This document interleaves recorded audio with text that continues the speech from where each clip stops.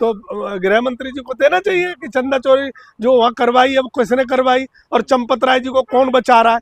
तो ये बयान तो विपक्ष सर, सही जब मांग रहा है। शिक्षा मंत्री का इस्तीफा हो गया, फिर अमित शाह जी का इस्तीफा क्यों मांगना? भाई शिक्षा मंत्री का इस्तीफा इसलिए हुआ है कि वो पेपर बेचे गए हैं, जो घोटाले हुए हैं, पेपर लीक हुए हैं। लेकिन अमित शाह जी चंदा चोरी के मामले में यही तो गए थे वहाँ प्रधानमंत्री जी उसकी प्राण प्रतिष्ठा करने। तो प्रधानमंत्री जी की जिम्मेदारी बनती है ना कि भाई क्यों नहीं चंदा चोरी पे आप आगे दो शब्द बोलो ना सदन में आके, पूरा देश सुने, दुनिया सुने कि आपके क्या विचार है चंदा चोरी पे। तो नहीं, चंदा जो चोरी करवाना 20 तारीख को जो प्रोटेस्ट हुआ, छात्रों को जो पीटा गया, गोलियां चलाई, कह रहा उस वजह से इस्तीफा मांगा जाना चाहिए। भाई देखो इस्तीफा दोनों चीजों से मांगना चाहिए। भाई जो हमारी बेटियां थी देश की, जो छात्र थे, जो देश का भविष्य है, उनके साथ जो कीलें चलाई, बंदूक चलाई, गोली चलाई, 30 कार्बन चलाई, 40 वो चलाई है, हाँ तो हाँ बैलेट गन चलाई। तो ये इनको बताना चाहिए ना कि वो देश का भविष्य था। ये तो बहुत अब ये वो नहीं करवा रहे। अब झारखंड में ये करवा रहे, वहां तो बैलेट गन नहीं चल रही, वहां तो कीले गड़े हुए डंडे नहीं चल रहे। लेकिन यहाँ दिल्ली में क्यों चले? क्योंकि सर, दिल्ली तो अमित में शाह जी ने इन्होंने थोड़ी ना गोली चलाई है। भाई अमित शाह जी ने नहीं चलवाई है तो किसने चलवाई? अगर राम मंदिर में जब नेताजी गोली चलवा सकते हैं तो यहाँ कौन चलवा सकता है? भाई जिम्मेदारी तो पुलिस लेनी को मारने पड़ेगी। की छोड़ दे किशनपाल जी। नहीं पुलिस को कोई नहीं मार रहा है। पुलिस आप किसान, ये बात भी आप किसान आंदोलन में भी कह रहे थे कि किसान पुलिस को मरने को, पुलिस और किसान कभी नहीं भिड़े। यहाँ छात्र और पुलिस कभी नहीं भिड़ती। लेकिन ये जो इन लोगों ने, गृह मंत्री जी ने जबरदस्ती भिड़ाए और मुझे लगता है कि इसका परिणाम इन्हें भुगतना पड़ेगा। नहीं, लेकिन सवाल ये है कि जब उनके सिस्टम में इस्तीफा हो गया, जब वो ठीक कर रहे हैं, बिल ला रहे हैं, फिर श्री मोदी जी, अमित शाह जी का इस्तीफा मांग रहे हैं तमाम विपक्ष के लोग। भाई इस्तीफा कब लिया? जब छात्रों ने अपना आंदोलन किया, छात्रों ने जब पूरी अपनी ताकत दिखाई, कम्युनिटी अब उनकी मजबूत हुई और जब वो घर घर से निकल पड़े, बेटियां निकल पड़ी, इस्तीफा तब हुआ ना। इस्तीफा राजी से तो दिया नहीं। अगर देते तो वो यहाँ 1 महीने से बैठे रहे, क्यों नहीं दिया? तो इन्होंने दबाव में आके दिया। और मुझे लगता है कि अब देश समझ गया है, अब ये चंदा चोरी का भी हिसाब देंगे और राम मंदिर का भी हिसाब देंगे, चढ़ावा चोरी का भी हिसाब देना ही पड़ेगा इन्हें, दूसरा कोई रास्ता है फिर नहीं। भी डंके की चोट पे कह रहे हैं, यूपी तो जीत रहे हैं इस बार। वो तो पता लगेगा यूपी में जाएंगे तो यूपी में अगर अब बंगाल से ले आए, मध्य प्रदेश से ले आए, अगर उत्तराखंड से ले आए, जनता तो नहीं कह सकता हूँ। चुनाव आयोग जिता दे, अधिकारी जिता दे, जनता तो नहीं जिताने वाली है उत्तर प्रदेश में। बिल्कुल तो अमित शाह जी का इस्तीफा मांगा जा रहा है, आप समर्थन करते हैं? बिल्कुल समर्थन करता हूँ। जब एक आप मंदिर की सुरक्षा नहीं कर सकते हो जिस पे आपने सरकार चला रहे हो, और जो आधे अधूरे मंदिर की तुमने जल्दबाजी में प्राण प्रतिष्ठा करवा दी, वहाँ भगवान राम भी दर्शन नहीं दे रहे हैं, तुमने मूर्ति भगवान राम की बदल दी, तो सारी चीजें जब तुम अपनी मर्जी से ही कर रहे हो और उस मंदिर की भी रखवाली नहीं कर पा रहे हो, तो मुझे लगता है आप ये शुरू से चोरी कर रहे हैं। लेकिन अब की बार जो है ना, चढ़ावा चोरी हो गया है और लाइव कैमरों पे, टीवी पे और उस पे जो दिखाई दे गया है, इसलिए आपको पता चल गया। जब से राम का नाम ले रहे हैं तब से इनकी वहाँ चोरी चल रही है। वो चाहे राम मंदिर की जमीन को लेके हो, राम मंदिर का जो निर्माण हो रहा है उसको लेके हो, और अब तो इन्होंने हद ही कर दी, इतनी नीचता की हद कर दी कि अब तो चढ़ावा चोरी भी करने लगे। और मंदिर, देश के कोई ऐसा मंदिर बचा नहीं है मुझे लगता है जहाँ चोरी नहीं होती। तो अब देश के, मुझे लग रहा है जनता के साथ साथ भगवान भी और राम भी इनके खिलाफ है।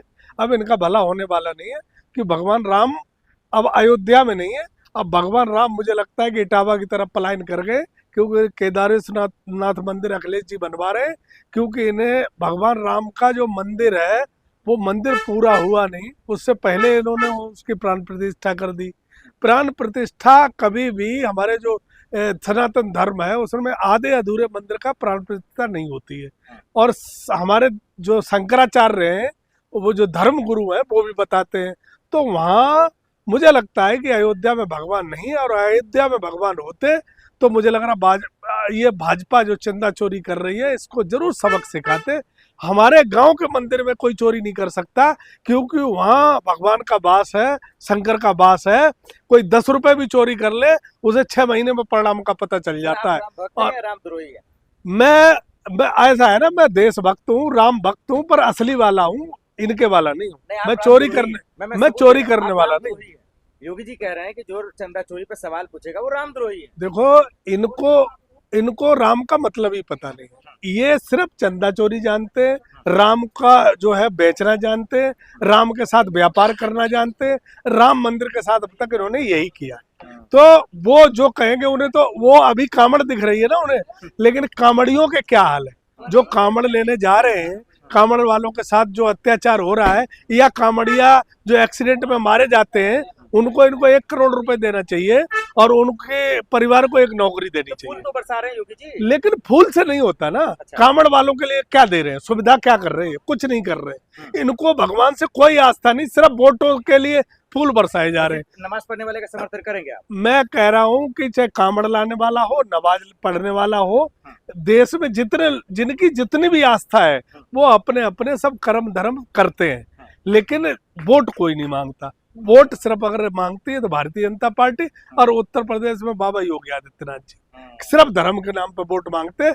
और उनकी अगर कहीं कोई आशा है तो धर्म के नाम से ही है।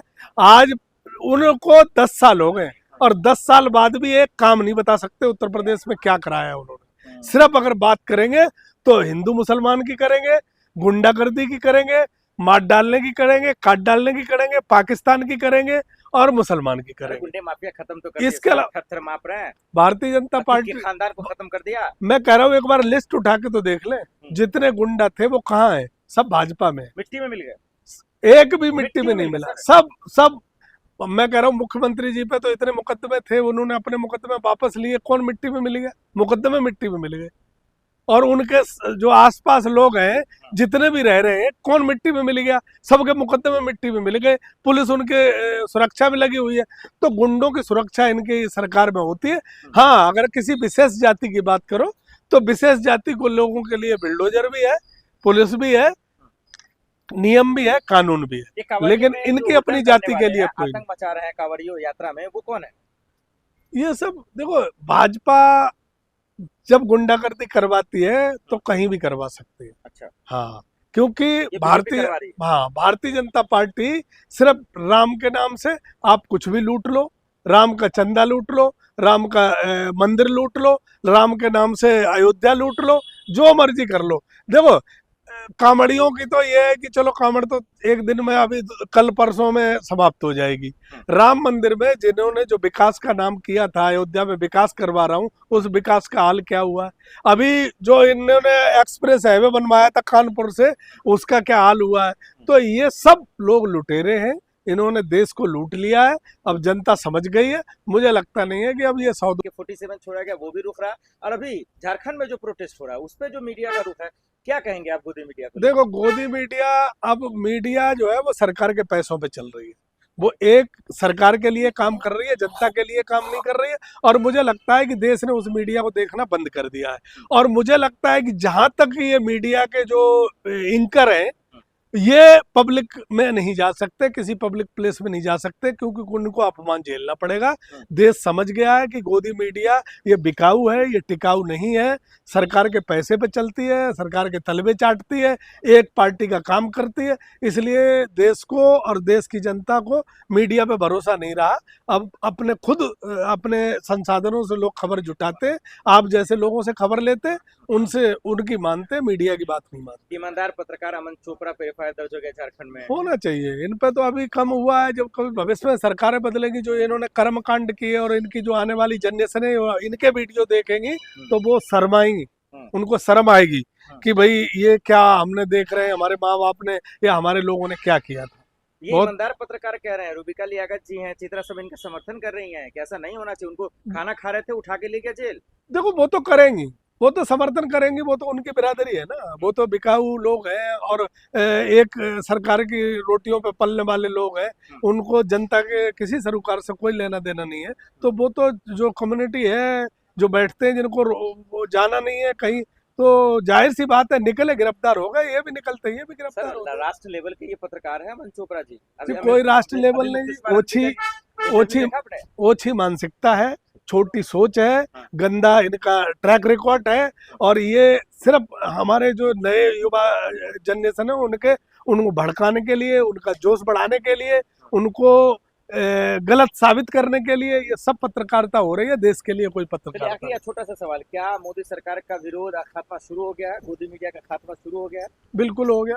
देश की जनता अब गांव में, गली में, शहर में, कस्बों में निकलोगे, मीडिया कोई देखना नहीं चाहता। मोदी के विरोध में लोग खड़े हैं। शिक्षा, रोजगार, रोटी का व्यापार, सब चीज खत्म हो गई है। आज हर आदमी अपने आप को ठगा महसूस करता है।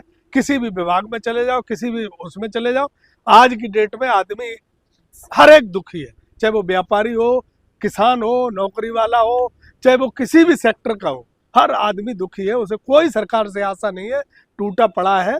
मजबूरी है कि चुनाव में जो लोकतंत्र में 5 साल की व्यवस्था की गई है, मुझे लगता है ये 5 साल की व्यवस्था भी नहीं होनी चाहिए। लोगों के हिसाब से अगर सरकारें नहीं चलती तो कोई प्रावधान ऐसा हो कि इस्तीफा दे और ये कोई व्यवस्था बने, ऐसा मुझे लगता है, क्योंकि सरकारों से दुखी हो गए इनसे।